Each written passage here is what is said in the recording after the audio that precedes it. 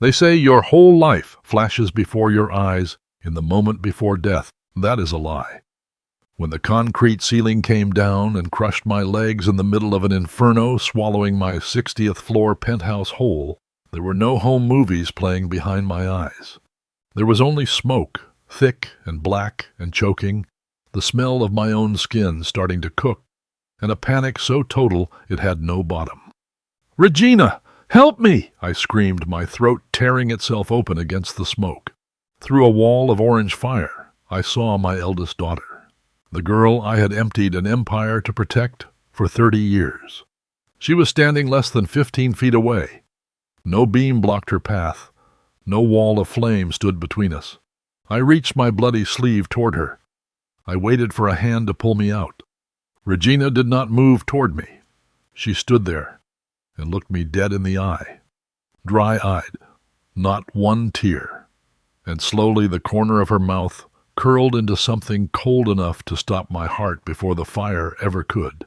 She bent down and picked up the leather case holding every access code to the Merrick family vaults. She stepped back. She stepped through the doorway. Her manicured hand closed around the handle of the solid steel fire door, and she pulled. Click! The bolt slammed shut from the outside, sealing me inside a furnace built 60 floors above the city I owned half of. My daughter did not just leave me to die. She was the one who locked the door. It turns out the most dangerous enemy isn't the one holding the knife. It's the one you handed the house key to. My name is Thaddeus Merrick. The fire was already at my chest. And if this was going to be the last minute of my life, I swore I would drag that girl down to hell with me. But how does a man who is about to burn to ash get his revenge? Before I tell you how, tell me where in the world you're watching this from tonight. Drop it in the comments. I read every single one. And if stories like this one matter to you, hit subscribe, because you are not going to believe what my daughter did next, and you are not going to believe what she never saw coming. My name is Thaddeus Merrick. I am 70 years old, and until the night my own daughter locked me inside a burning room, I believed I understood exactly what family meant. I built Merrick Realty Group out of nothing but a construction loan, a stubborn refusal to fail, and 40 years of 16-hour days. And I turned it into a name that owned half the skyline of Chicago. I am sharp. I am controlling. I have never once denied either of those things about myself. But everything I built for my daughters. Even the one I lost 30 years ago on a crowded street corner, the one whose absence had quietly shaped every decision I ever made afterward, whether I admitted it to myself or not. That night began the way every ordinary Thursday in my life began. I was in my study at the penthouse, 60 floors above Lakeshore Drive, reviewing a zoning contract with a glass of scotch I never got around to finishing. My eldest daughter, Regina, and her husband, Curtis Foley, had been staying with me that entire week, supposedly to help me plan the annual gala for the charitable foundation that still carried my late wife's name. I remember Regina had been unusually attentive that week, bringing me coffee I did not ask for, asking about the safe combinations in case anything ever happened to me, laughing it off as morbid, daughterly concern when I raised an eyebrow. I remember hearing a low, steady hiss coming from the kitchen vents around 11 o'clock, and I remember thinking it was nothing, because a man who has run a company through 3 recessions learns to stop flinching at small sounds. That instinct, the one that made my fortune, was the first mistake of that night. It would not be the last. The explosion took the entire west wall of the penthouse in a single violent breath. I do not remember hearing it so much as I remember the pressure, a fist of superheated air that lifted me clean off my feet and threw me into the base of a mahogany bookshelf I had owned for 20 years. When my vision cleared, the room I had lived and worked in for over a decade was already gone, replaced by something closer to the inside of a blast furnace. Paintings I had paid 7 figures for were curling into black ash on walls that used to hold them proudly. The heat did not creep in gently the way house fires do in the movies. It arrived all at once, and it arrived starving. I tried to stand and could not. A slab of ceiling concrete, torn loose by the force of the blast, had come down across both of my legs, pinning me flat against the scorched floor like an insect under a boot heel. I remember the sound my own voice made when I tried to call out, how it came out closer to an animal's scream than anything resembling a man's voice. "Regina, help me!" I shouted it until I felt my throat tear on the inside, until the smoke turned every syllable into broken glass. And then, through the wall of orange fire, eating its way across what used to be my office, I saw her. She was standing at the very edge of the flames, no more than 15 feet from where I lay trapped, with Curtis a half step behind her. There was no beam between us, no collapsed wall, no barrier of any kind. Nothing stood between my daughter and the father calling her name except her own decision, made in real time, in front of my eyes. For one lurching, humiliating second, I actually believed help had arrived. I reached my arm toward her, my sleeve already soaked black with my own blood, and I waited for the one thing every father assumes, without ever needing to ask, that he is owed by his own child. A hand reaching back. It never came. Regina did not run toward me. She did not scream my name, did not call for the service elevator, did not so much as flinch. She stood there, perfectly composed, and looked directly into my eyes, with an expression I had never once seen on her face in 38 years of watching it. It was not shock. It was not grief arriving too fast to process. It was calculation, cold and complete, the same look I had seen her wear across a boardroom table 100 times. Except this time the deal on the table was my life. And then, slowly, with a deliberateness that has haunted every hour of sleep I have managed since, the corner of her mouth lifted into a small, cold, satisfied curve. She crouched beside the ruined remains of my desk and picked up the leather case that held the master access codes to every vault the Merrick family owned. She did not hurry. She checked the clasp the way a woman checks her purse before leaving a restaurant, unbothered, methodical. Then she stood, turned her back on the fire and on me, and walked toward the doorway that led to the private fire corridor, her eyes never once returning to mine. Curtis followed a step behind, saying nothing, his face gone pale as ash, his feet nevertheless moving in the exact same direction hers were moving. Away from me, always away from me. Her hand closed around the handle of the reinforced steel fire door, the one I had insisted on installing myself after a building inspection years earlier, the one rated to keep flame and smoke from spreading floor to floor. It was also, I now understood with a clarity that arrived far too late, perfectly capable of keeping a man locked inside with both. She pulled it shut behind her. The bolt sliding home from the outside is a sound I will carry into whatever grave eventually claims me. It was not loud. It was almost polite, a soft mechanical click, entirely unbothered by the fact that it had just sentenced a man to death. My own daughter had not simply chosen to leave me behind in a burning room. She had taken the deliberate extra step of making absolutely certain that I could never follow her out of it. I lay there beneath the concrete as the flames closed the last of the distance between us, and something in me that had spent 70 years believing in bloodline and loyalty finally, completely, gave way. I do not know precisely how long I stayed conscious after that door closed. What I remember next is glass exploding inward and a shape cutting through smoke that had turned the entire room the color of a dying sunset. A firefighter named Mason Boyd had come through the window off a ladder truck alone, seconds ahead of a floor collapse that would have made any rescue impossible. He tore the concrete off my legs with a pry bar in his bare hands, shouting instructions at me the entire time in a voice that refused to let me slip away.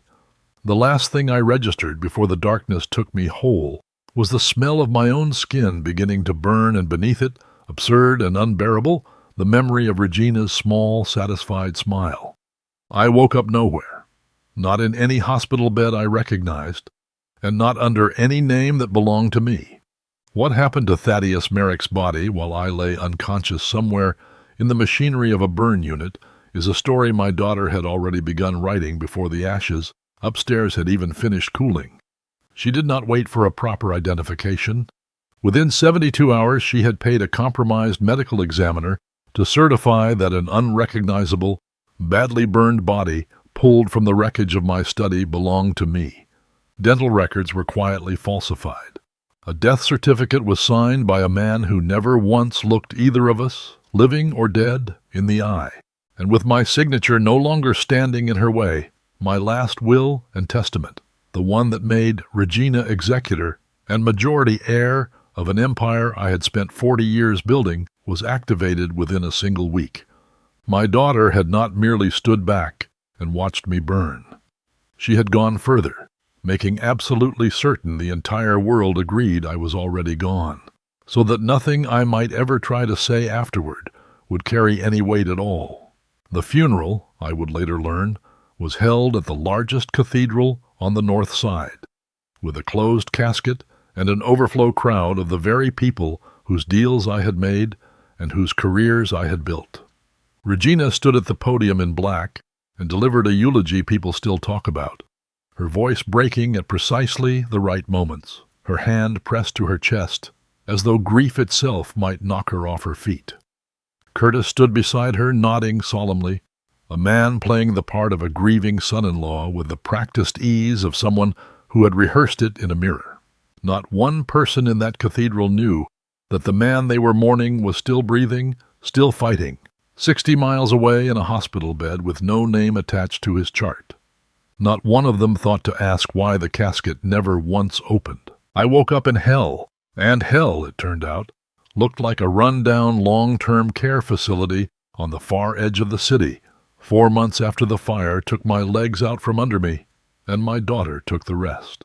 Mason Boyd was the reason I woke up anywhere at all. Somewhere, in the chaotic first days after the rescue, while I drifted in and out of a coma in the burn unit downtown, he overheard something at the nurse's station that made his blood run cold. A man he did not recognize, asking pointed questions about my chart, about my prognosis, about how long a patient in my condition might realistically be expected to remain on a ventilator before a family might reasonably request that the machines be turned off. Mason was no detective. He was a firefighter with 15 years of experience running into buildings other men were running out of, but that kind of work gives a man a very reliable instinct for knowing when something in a room is wrong, even when he cannot yet prove it. That instinct told him someone wanted John Doe in room 4 to quietly stop existing. So he did the only thing his conscience would allow him to do. He had me transferred, off the books, to a private, long-term facility 2 counties away, paid for out of his own modest firefighter's salary and whatever favors a decade and a half on the job had earned him. And he told no one, not even his own captain, exactly where I had gone. He visited when his shifts allowed it, sat beside a bed that held a man he barely knew, and said nothing about it to anyone. I would not understand the scale of what he had done for me, a stranger, until much later. I am not certain I have ever properly thanked him for it, even now. There were no doctors waiting for me when I finally opened my eyes in that new room. There was a water-stained ceiling tile directly above my bed, spread in a shape I would come to memorize the way other men memorize the faces of their own children. There was a bank of machines wheezing and clicking in a rhythm that never once varied, day or night. A single overhead light burned the color of weak tea, never quite bright enough to feel like morning, and never quite dim enough to feel like rest. The room smelled of antiseptic, and underneath the antiseptic, something else that no amount of cleaning ever fully covered. The identity given to me on the intake paperwork, which I later discovered taped crookedly to the foot of my bed, was John Doe, not Thaddeus Merrick, founder of Merrick Realty Group, a man whose name had been carved into the cornerstones of 11 buildings across this city.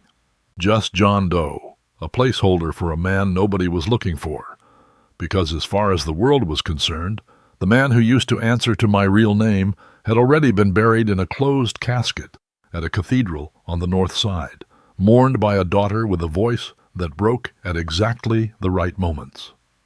But the cruelty of that night did not end with the fire or the funeral. The concrete slab that crushed my legs had also done something to my brain that the underfunded staff of that facility did not have the equipment to properly diagnose for weeks. When I finally understood what had happened to me, I understood it the way a man understands a life sentence read aloud in a language he has no ability to argue against. I had aphasia. My mind remained entirely intact, as sharp as it had ever been in any boardroom, cataloging every injustice down to the smallest detail, replaying Regina's cold, satisfied smile on an endless loop behind my eyes every single hour I was awake. But my mouth would no longer form words. My hand, when I forced it around a pen with everything I had left, produced nothing but shaking, meaningless scrawls that told no one anything, including me. I was a billionaire, trapped inside a body that had become a prison with no visible bars, no visible sentence, and apparently no visible end date. I could hear the small television bolted high in the corner of my room. I remember, on an ordinary morning that felt obscene in its ordinariness, a local anchor's voice describing the passing of a beloved Chicago business icon, Thaddeus Merrick, 70 years old, dead in a tragic gas explosion, survived by his devoted daughter Regina, who had already announced plans to carry his legacy forward through the newly established Merrick Family Foundation. I watched my own funeral procession play out in grainy news footage from a bed I could not leave, unable to scream, unable to correct a single detail, unable to do anything at all except lie there and let the rage build in a silence that no one in the entire city could hear. There is a particular kind of torture, reserved for men who are fully conscious, while the world writes their obituary in front of them and gets every single detail wrong on purpose. It was into that silence that Hazel first walked, sometime in my second week of consciousness, carrying a tray of gauze and antiseptic with the brisk, practiced efficiency of a woman who had worked more overnight shifts than she cared to count anymore. She was somewhere in her 30s, tired around the eyes in the particular way that comes from carrying more than one person's weight, with hands that moved with a gentleness that seemed to cost her nothing, even at 2 a.m, even in a facility this understaffed and this forgotten by everyone but her. She talked to me the way some nurses talk to patients who cannot answer back, not because they expect a response, but because silence in a room like that feels like its own quiet cruelty, and she refused night after night to add to it. "You're going to be okay, John," she told me one night, cleaning the raw, healing burns along my forearm with a care that made something in my chest ache, though even that ache, in those early weeks, was something my ruined body could barely find a way to express. She had no idea, of course, that the man whose wounds she was dressing owned half the skyline visible from that very window, if you drove far enough east to see it clearly. She had no idea she was holding the hands that had once signed contracts worth more than this entire facility would see in a decade of operating budgets. To Hazel, I was simply John, a nameless man nobody had come looking for, in a bed nobody else in the world wanted to sit beside. There was something in the particular quality of her attention that unsettled me in those first weeks, though I could not yet name what it was or why it mattered so much. She hummed while she worked, low and almost tuneless, and something about the rhythm of it snagged at a memory I could not quite reach, the way a word sits stubbornly on the tip of your tongue and refuses to arrive no matter how hard you chase it. She had a habit, too, of lining the medical supplies up on the tray in perfectly straight rows before she used them, evenly spaced, every label facing the exact same direction, and I found myself watching her do it with an intensity that had nothing whatsoever to do with the burns on my arm. There were nights, in those early weeks, when the rage inside me grew so large it frightened even me. I would lie awake, staring at the water stain on the ceiling, replaying the sound of the bolt sliding shut, replaying Regina's small, satisfied smile, and I would try with everything my broken mind had left to force a single word up through my throat. Nothing ever came. The frustration of a man who once commanded boardrooms full of grown executives with a single sentence, reduced to grunting at a ceiling tile in the dark, is not something I can fully describe even now. I would fall asleep when sleep came at all, with my jaw aching from the effort of trying to speak and failing. I did not know it yet, lying there mute and furious and utterly, legally alone in a bed that was not even registered to my real name. But the woman cleaning my wounds every night for a man she believed had no family left in the world was about to become the single most important discovery of my entire second life. I simply had no way to say a word of it. Not yet, not for a long, agonizing while still to come. There is a particular humiliation reserved for men who have spent their entire lives being obeyed, when they are suddenly reduced to needing help with the most basic functions of their own body. I had run boardrooms with a single raised eyebrow. I had closed deals worth more than most towns' annual tax revenue, with nothing but a handshake and the certainty in my own voice. Executives twice my size had gone quiet the moment I walked into a room, and now I lay in a narrow bed in a forgotten facility, unable to speak, unable to walk, entirely dependent on strangers for the most private and undignified tasks a human being can require of another. I will not describe those weeks in detail.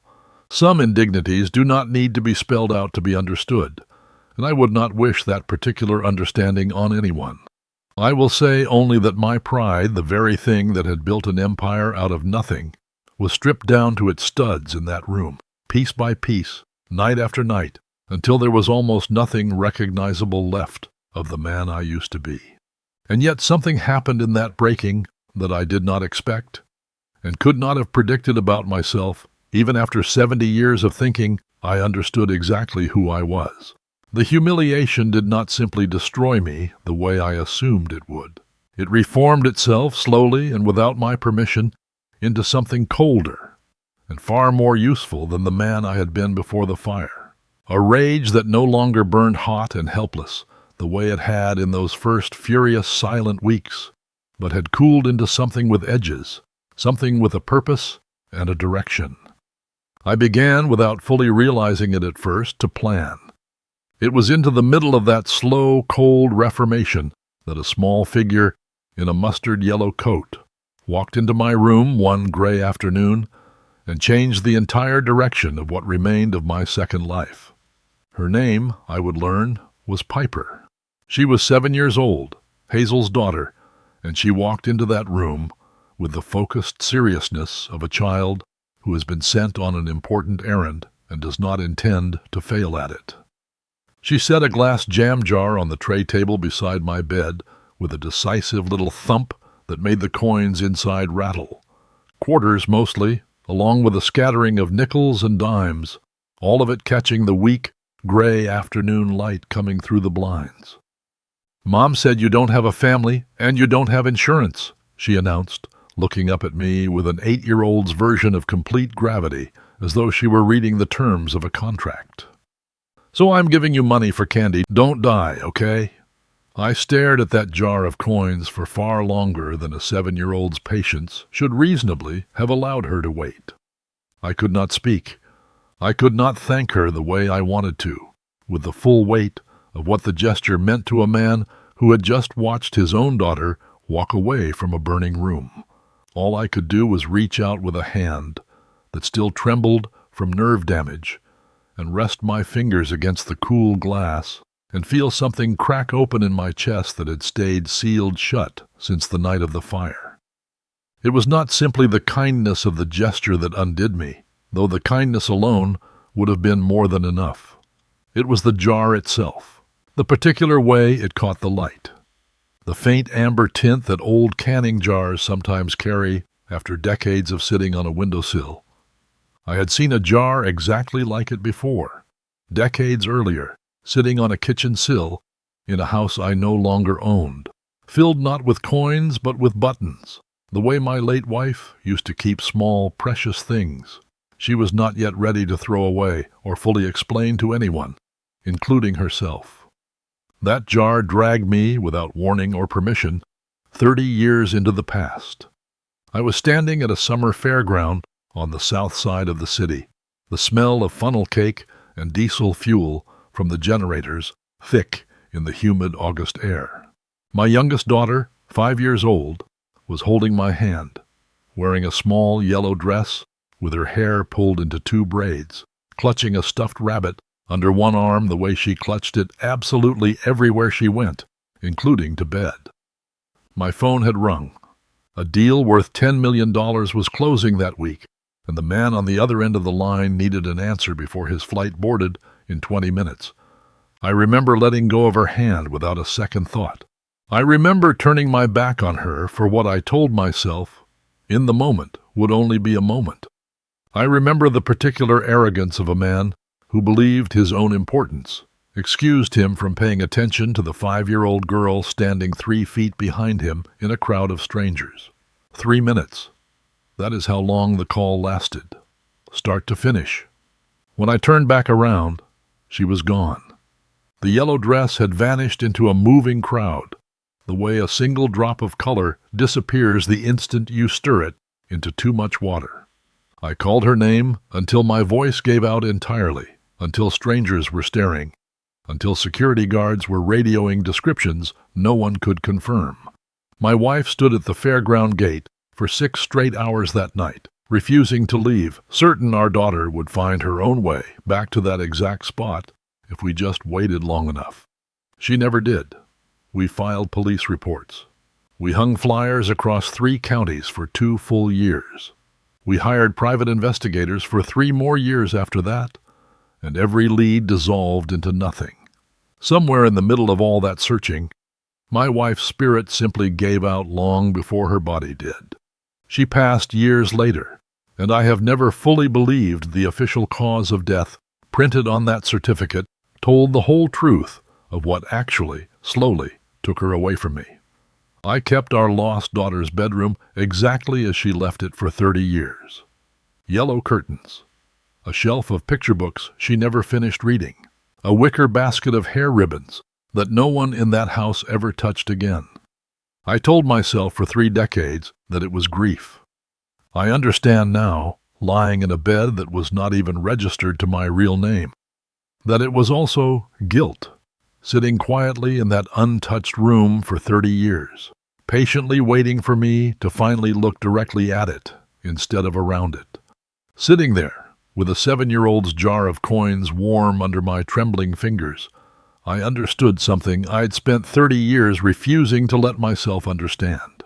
My wife had kept jars exactly like this one, filled with small things because she always said it made the world feel a little more settled when everything had its own proper place.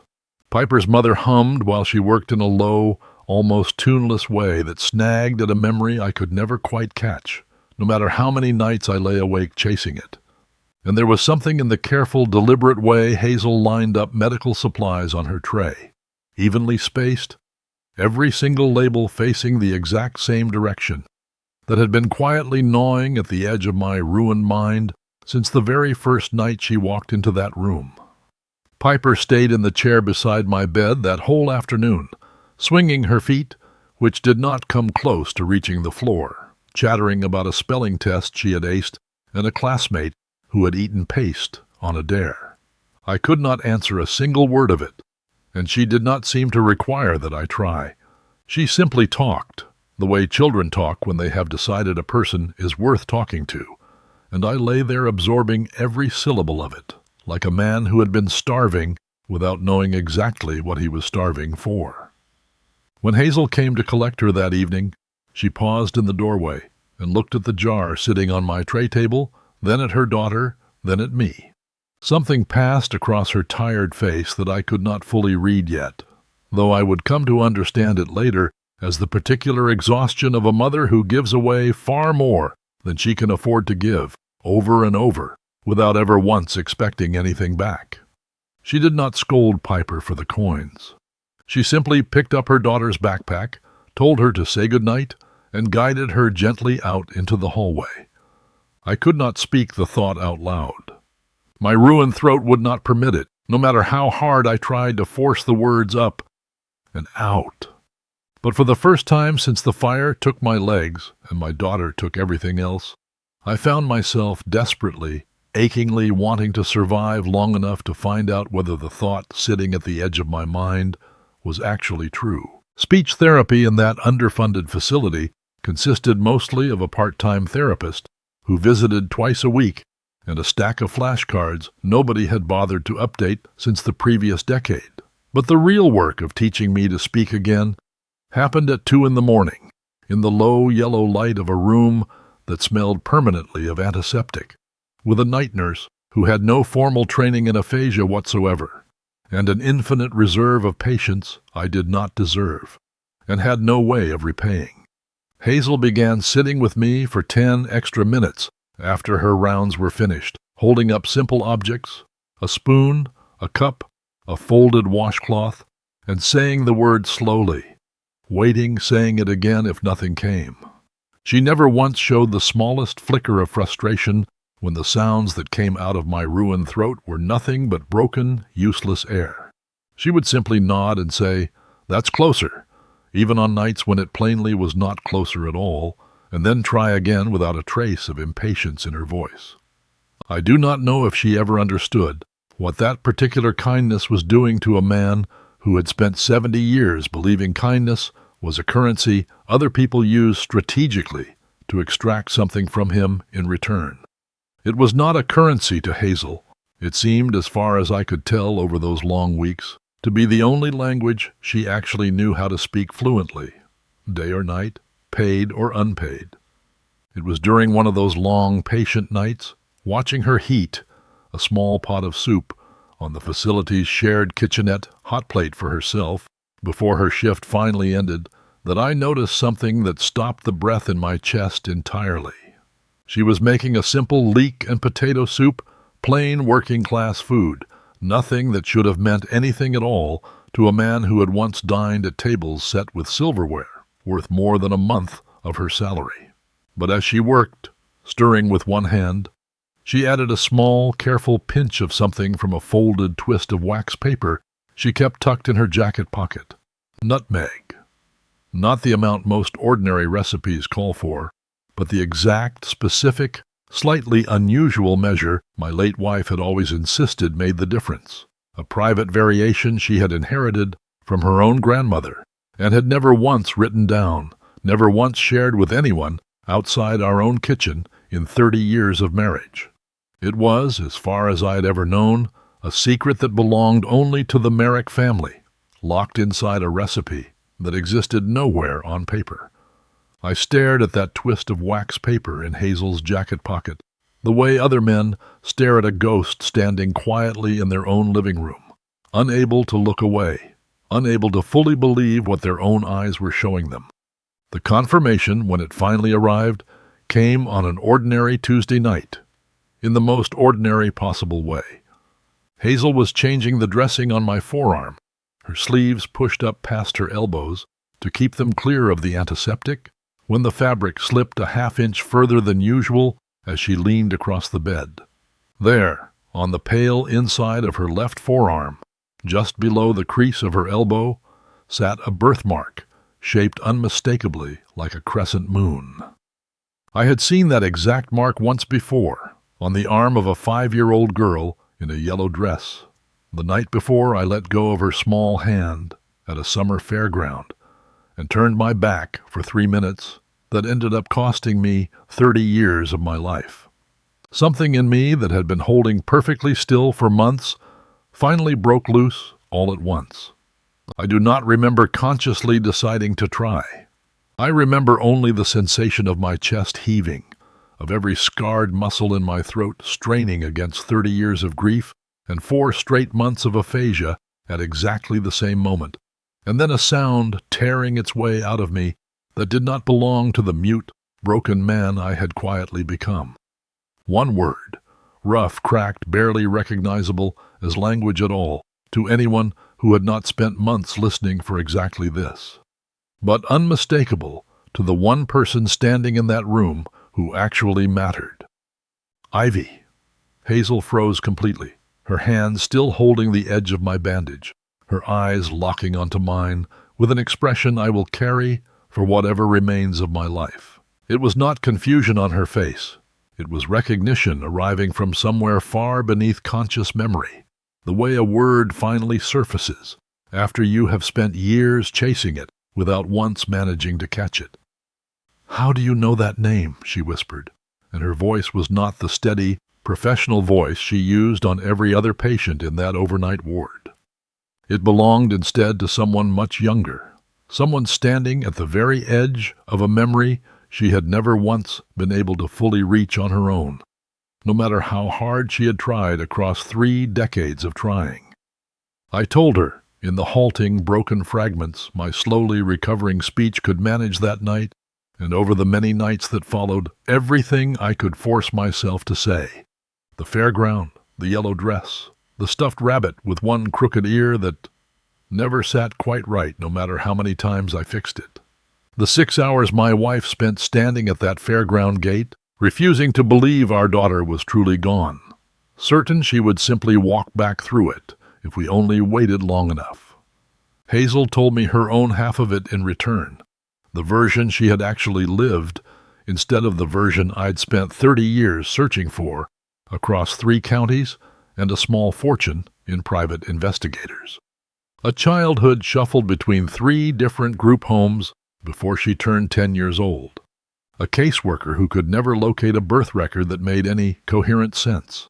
An adoptive family, decent enough people in their own limited way, who gave her stability but never once gave her an answer to the single question that had followed her quietly through every one of those homes.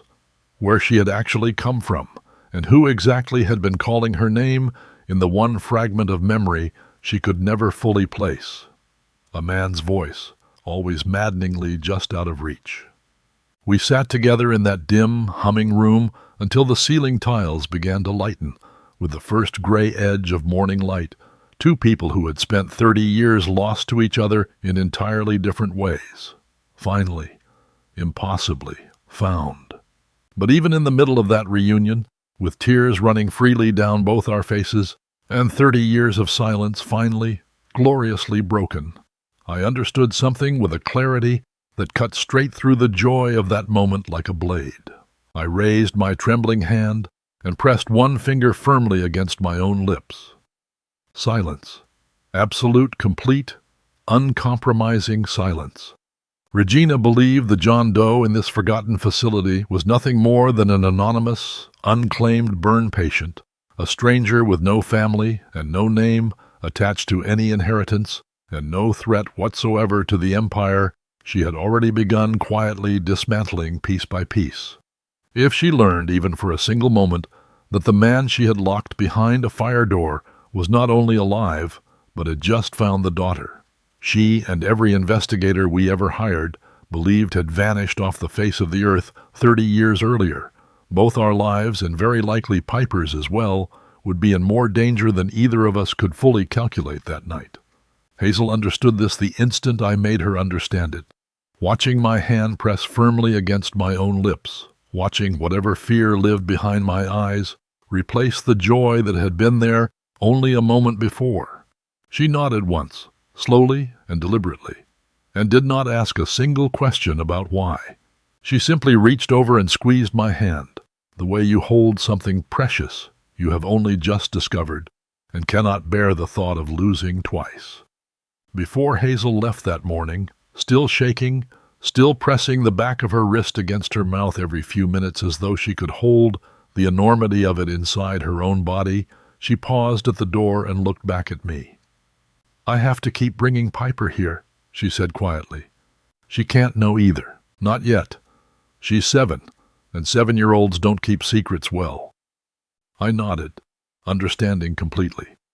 My granddaughter would go on visiting a stranger named John for a little while longer, unaware that the man accepting her jar of coins was her own grandfather.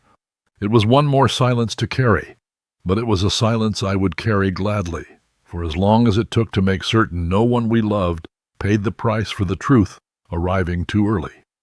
For the first time in 4 long months, I was not simply a man lying in a bed waiting to be told what would happen to him next. I was a father who had just found his daughter in the dark, and a man who had just remembered, with sudden and total clarity, exactly what he intended to do about everything Regina had taken from both of us. My speech came back the way most things in my life have come back to me, slowly, stubbornly, and then all at once. By the end of that first month, with Ivy sitting beside me every night, whole sentences began arriving where before there had only been broken, useless fragments. The part-time physical therapist, who visited twice a week, stopped bothering to hide her surprise at the pace of my progress. What none of them understood, and what I never once explained to a single soul in that facility, was that I had a reason to recover faster than any burn patient in that building's history. I had an empire to take back, and a daughter, the one who actually deserved it, sitting quietly right beside my bed every single night. Within 6 weeks, the man who had spent his first month in that room, unable to grunt a single coherent syllable, had turned a battered hospital bed in a forgotten long-term care facility into the quiet, unofficial command center of the most carefully engineered reckoning of my entire 70 years. I did not raise my voice. I never once needed to. I simply began issuing instructions the way I'd issued them for 40 years across boardrooms all over this city. Except now my only staff consisted of a firefighter, a night nurse, and one 70-year-old man's unbroken patient fury. Mason Boyd became the first weapon in that arsenal, though I do not believe he ever once thought of himself in those terms. When I explained, in the careful, halting sentences I could manage by then, exactly what I needed from him, he did not hesitate for a single second. He used his standing as the firefighter who had personally responded to the incident to formally request the dashboard camera footage recorded by the engine that answered the call on the night of the explosion, citing his own direct involvement in the rescue as grounds for departmental access. It took several weeks and 2 frustrating follow-up calls to work its way through the bureaucracy, but it eventually arrived, and what it showed us was more valuable than any confession Regina could ever have been pressured into giving under oath. The footage captured the exterior of the building in the minutes surrounding the blast, timestamps fully intact and buried within the metadata of the fire department's own incident logs was a detail that had never once made it into any official public report. A call placed to a private contractor 2 days before the explosion, requesting emergency gas line service on the 60th floor, a request that had never been logged with the building's actual management company at all. That single detail told me everything I needed to know about how deliberately my own death had been engineered from the very beginning. But it was not, on its own, enough to bring down a woman who had become as careful as Regina had become over 2 years of practice. I needed proof that reached beyond the fire itself, proof that tied her directly and unmistakably to the fraud that followed it. That proof came from the medical examiner's office, though not the way I had originally expected it to. Mason had a contact from his years on the job, a records clerk who owed him a personal favor after a fire years earlier that had nearly cost her own brother his life. And through her, quietly and carefully, we obtained copies of wire transfer records connecting a shell account controlled by Regina's husband Curtis to a private account belonging to the compromised medical examiner who had signed my death certificate. 3 separate payments spaced roughly 2 weeks apart, each one timed precisely around the falsification of the dental records and the closed casket burial of a body that was never actually mine. It was sloppy work, the exact kind of mistake made by people who had come to believe, with absolute and arrogant certainty, that no one would ever be alive to go looking for it. I looked at that stack of financial records spread across my hospital tray table, next to a jar of coins a 7-year-old had given me, and a photograph of a wife who had died, still quietly believing our lost daughter was somewhere out there in the world, waiting to be found. And I made a decision I have never once regretted, not for a single hour since that night. We were not going to call the police. Ivy argued with me about that decision more than once, in the quiet hours after Piper had gone home for the night and the facility had settled into its usual hum of humming machines. She believed, quite reasonably, that justice was justice, and that fraud and attempted murder both belonged in a courtroom, handled by people whose entire job was handling exactly that kind of thing. I did not disagree with her for 1 second about what Regina deserved under the law. I disagreed with her only about whether the law, entirely on its own, would ever be enough to satisfy what had actually been taken from us. A courtroom conviction, buried under years of paperwork and appeals and quiet plea negotiations, would never touch the one thing that truly mattered to a woman like my eldest daughter. Regina had not simply wanted my money. She had wanted my name, my reputation, my legacy, the entire architecture of respect I had spent 40 years constructing brick by brick in this city, and she had wanted it badly enough to lock a steel door on a man who was still screaming her own name through the smoke. A quiet, procedural arrest would let her keep the one thing she valued above everything else, the story she had already told the entire world about exactly who she was. I wanted to take that story away from her in front of every single person who had ever believed a word of it. The plan we built together over those final weeks was not especially complicated, but it required precision, patience, and an audience large enough that Regina could never spin what was about to happen into anything other than exactly what it truly was. She had, with a cruelty I could almost admire for its sheer audacity, scheduled a gala celebrating the 25th anniversary of the very company I had built from nothing, folding the anniversary of my own death seamlessly into a celebration of her own inherited success, complete with a newly launched charitable foundation bearing my name that she fully intended to chair herself in front of every single person of consequence in this city. She had, entirely without meaning to, handed me the perfect stage on which to end her. I spent the final weeks of my recovery learning to walk again with a steel core cane Mason had brought me from a medical supply store, practicing the particular unhurried gait I intended to use on the night I finally walked back into my own life.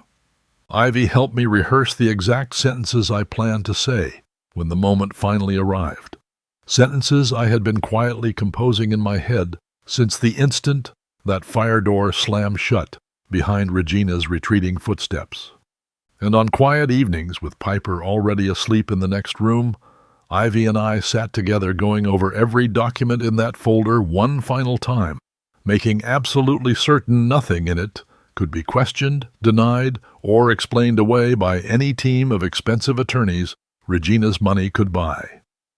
There was one final piece I insisted on adding to the plan myself, over Ivy's quiet objections that it asked too much of a child.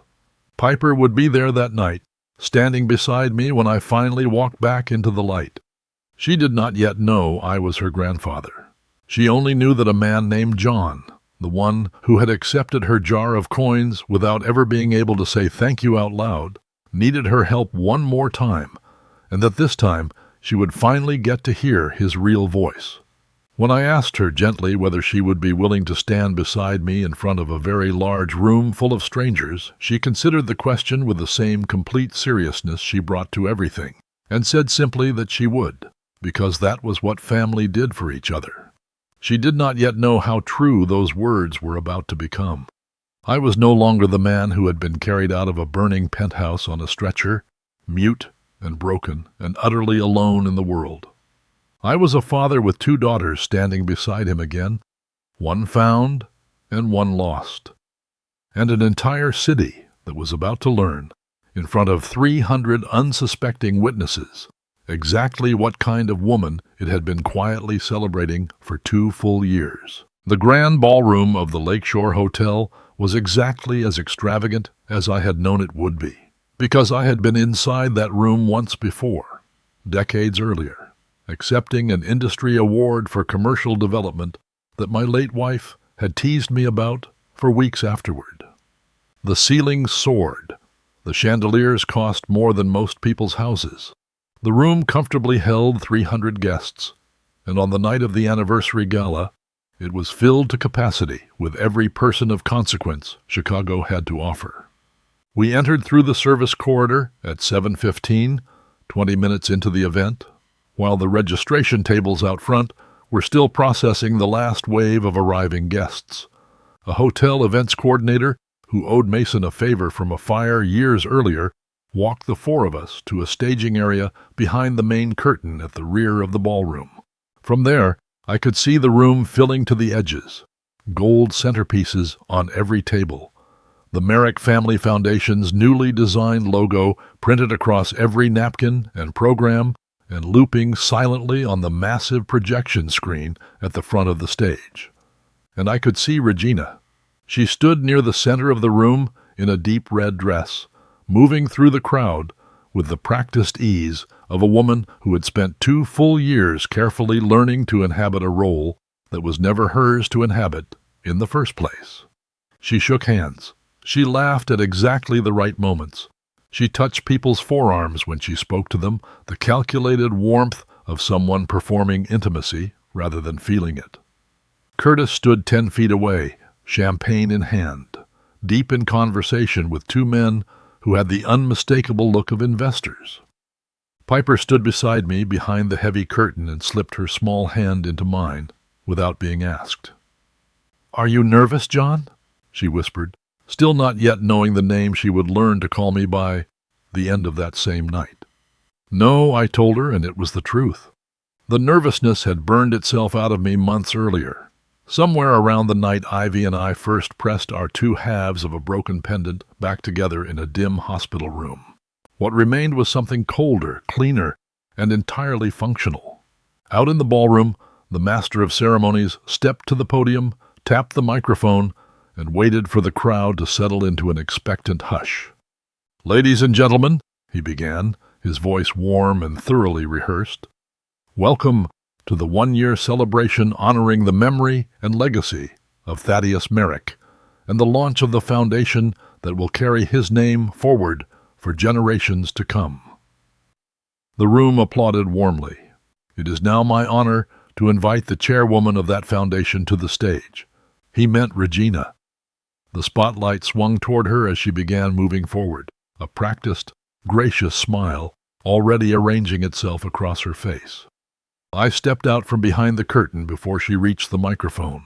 The spotlight found me instead, catching the steel core cane, catching the perfectly tailored charcoal gray suit I had chosen specifically for this evening, catching the burn scarring still visible just above my collar that I had made no effort whatsoever to hide. It caught the face of a man the entire room believed had been buried in the ground for exactly 1 year, walking with slow, deliberate, unhurried steps down the center aisle of a ballroom filled with 300 people who thought they were toasting his memory. The master of ceremonies' voice died mid-sentence. The applause collapsed as though someone had physically thrown a switch. 300 heads turned in near-perfect unison, and from the front of the room I heard the sharp, unmistakable crack of a wireless microphone hitting a marble floor. Regina had dropped it. I have never before or since been in a room where 300 people held their breath at exactly the same moment. The sound it produces is not silence. It is something with actual weight to it, a dense, suspended pressure, the feeling of something enormous about to fall. I walked the length of that center aisle without hurrying, my cane striking the polished floor every other step, the only sound in the entire ballroom beyond the distant hum of the ventilation system. I kept my eyes fixed on Regina the whole way. She had not moved from the spot where she dropped the microphone, frozen in the particular stillness of a person whose mind has begun running at full speed while her body has completely lost contact with it. Her face had drained to the color of the white tablecloth surrounding her. Curtis had set down his champagne glass. His knuckles had gone white against the back of a nearby chair. I reached the stage. I set a leather binder on the podium and adjusted the microphone to my own height. "Good evening," I said. My voice came out steadier than I had honestly expected it to. "My name is Thaddeus Merrick, Most of you know that name. Some of you knew me personally. All of you received an invitation tonight to celebrate the anniversary of a company I built from nothing. I want to thank whoever chose tonight's date, because exactly 1 year ago, tonight was also the last night I spent inside my own home. The murmur that rolled through the room was not polite. It was the sound of 300 people recalibrating in real time. Before I say anything else, I continued, I would like to show you something. I nodded toward the audio-visual booth at the rear of the ballroom. The enormous projection screen behind me went dark for 2 full seconds, then flickered to life. Security camera footage looks identical, whether it is capturing something ordinary or something that permanently reshapes a person's understanding of their own family. The timestamp in the corner read the date of the explosion, 11:59 at night. My own penthouse, smoke already pouring from the shattered west wall. The room watched Regina step through the fire door, Curtis a half step behind her with the leather case in his hand, neither of them once looking back. My own recorded voice, rough and desperate, layered in over the footage. Regina, help me! Please, somebody help me! Nobody in that ballroom moved. The timestamp kept climbing. 2 people, 1 leather case. No movement whatsoever back toward the building. I paused the footage. Regina made a sound I will not attempt to describe with any real precision. It was the sound of a woman discovering, in front of 300 witnesses, that the floor she had been standing on for 2 years had never actually been floor at all. That footage, I said, was captured by the Nashville and Chicago Fire Department's own dashboard recording equipment, obtained through a standard records request. I would like to introduce 2 people. Mason stepped forward from the side of the ballroom, grounded and unhurried, the way 15 years of walking into burning buildings teaches a man to move through absolutely anything. My name is Mason Boyd, he said, projecting without a microphone the way the job had trained him to. Firefighter, Chicago Fire Department. On the night of the explosion, I entered the 60th floor at 12:04 in the morning and located Mr. Merrick trapped beneath a collapsed section of ceiling. The 2 individuals visible in this footage had already been standing clear of the building for a minimum of 5 minutes before I brought him out. So, us. From the opposite side of the room, a records clerk Mason had brought forward stepped up next, laying out, in the precise, unhurried language of someone who understood exactly the weight of what she was saying. The wire transfers connecting Curtis's shell account to the medical examiner who had falsified my death certificate. 3 payments, 2-week intervals, timed exactly around the burial of a body that had never once been mine. Curtis shoved back from his table so hard the chair screamed against the marble. "This is fabricated!" he shouted, his voice cracking at the edges, the way voices do when everything behind them has already collapsed. "I will have my attorney here before this night is over. Sit down," I said quietly into the microphone, quietly enough that the entire room leaned in to hear it, which was precisely why it landed harder than shouting ever could have. He sat. "I am not finished," I said, turning back to the room. "There is one more person I would like you to meet." Piper walked out from the side of the stage in her good navy dress, carrying my spare cane horizontally in both hands like something ceremonial, exactly the way she had insisted on doing it when we rehearsed. She stopped in front of me, held it out, looked up at my face, and said 2 words into the nearest microphone, clear and entirely unhurried. "Grandpa Thaddeus." 300 people made a sound that was not applause and was not words. It was the involuntary, collective sound of human beings hearing something that bypassed every defense they had walked into that room carrying with them. I told the room, briefly, what that little girl had done for a nameless stranger in a hospital bed. The jar of coins, the piano lessons, she had quietly given up, so a man she owed nothing could afford his own care. And then I reached into my jacket and held up half of an old silver pendant, and Ivy walked out from the wings in a dark green dress, holding the other half in her open palm. We pressed the 2 pieces together in front of the entire room. They locked at the broken edge with the precision of something made whole again after 30 years apart. Ivy broke down completely, and I held her while 300 strangers watched two people find each other in front of the very daughter who had once tried to erase us both from existence. Regina stood frozen through all of it, both hands gripping the back of a chair, staring at Ivy with an expression I had to study for a long moment before I could name it.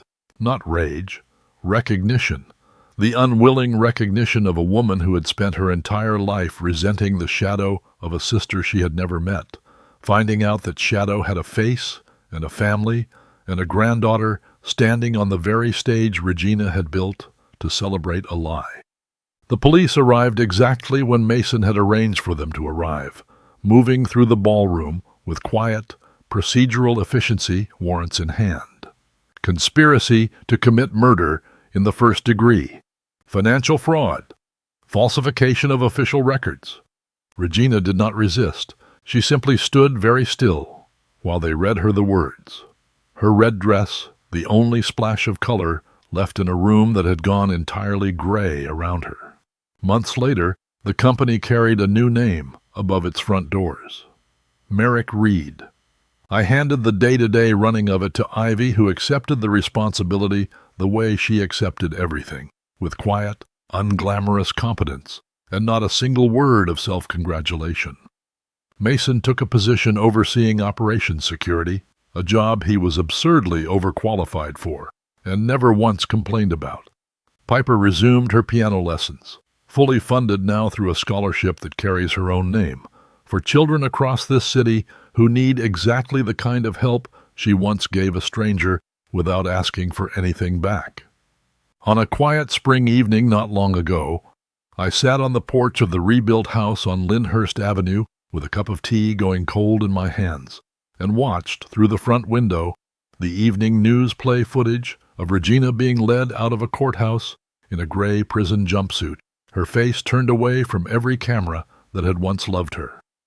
Piper sat beside me, practicing scales on Margaret's old upright piano in the next room, the notes drifting out through the open window into the warm April air.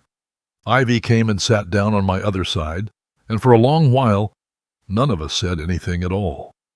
Family, I have come to understand, was never a fact I was simply born into. It is a choice, made quietly, made repeatedly, in all the small moments nobody photographs or applauds. A firefighter who turns left at a landing he could have just as easily turned away from. A nurse who lines up medicine in perfectly straight rows without ever thinking about why. A 7-year-old who empties her own piggy bank for a stranger and asks for absolutely nothing in return. We are never as alone as the people who abandon us would like us to believe. And the ones who truly belong to you will show you exactly who they are, long before you ever need them to prove it. My name is Thaddeus Merrick, and I am the man who walked out of a locked, burning room and, eventually, all the way home.